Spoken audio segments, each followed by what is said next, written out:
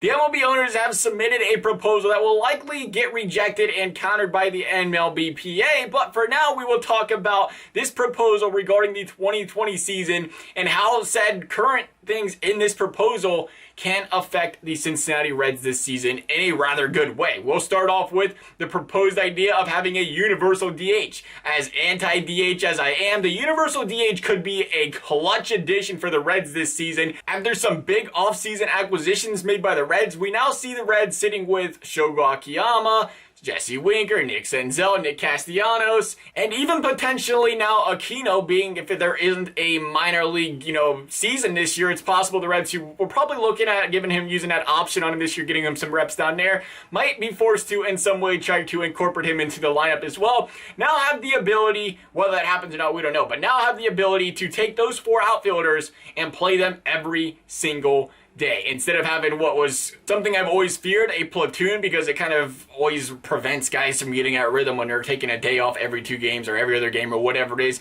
That'll be out the door. That'll be out the door. These guys can play every single night, and it'll give the Reds a golden opportunity to say, here's our 4 guys. Who's going to be the 3 of the future? Who are the 3 guys we want in the future? We have 82 games to figure it out.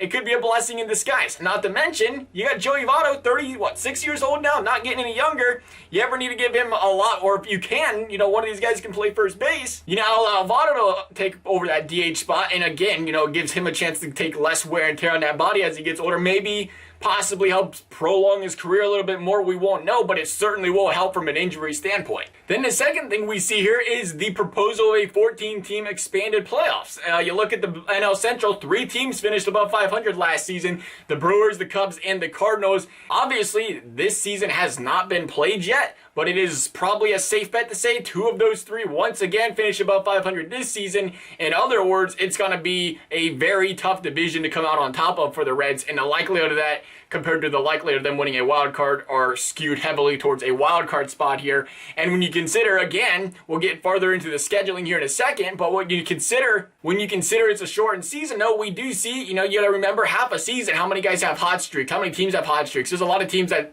start out like a house of fire the first half of the season. Season ended at the All-Star break, they'd be a playoff team. Wheels fall off the second half, though, they don't make it. That can be a case here for a couple teams this season where you could say you call it a fluke entry into the playoffs if you want. Obviously, you still played 82 games, but if you want to go down that route and say, well, they played the full season, they probably wouldn't have made playoffs, that's got to be considered, though. Now you consider you add that extra playoff spot, that increases the Reds' chance of still making playoffs, even if you have outperformance teams like that. And again, as a team that, like the Reds, that have not been in playoffs for years now, it's nice to say with a shortened season, you got that extra glimmer of hope. Even if it's a 500 team that makes it, you feel like your team's in their hunt throughout the entire season because it is a shortened season and because playoffs are extended. So it benefits the Reds heavily here, because I think when you look at this Reds team, maybe it takes some games to get, used to it, get some chemistry going, get the ball rolling. This is a lot of new faces on this club. But I think if this team can get the ball rolling, they're going to play really well. I think this is a team you look at and say it's built for playoffs, but they have to get there first. Doesn't matter how they get there, but once they get there, I think you look at this team, pitching, bullpen, batting order, whatever, I think they are well-tuned to make a playoff run. And then third and finally, you look at the scheduling system. The way the MLB plans on doing this is you're going to play the adjacent division in your own division. So the NL Central will play the AL Central, the NL East will play the AL East, so on and so forth.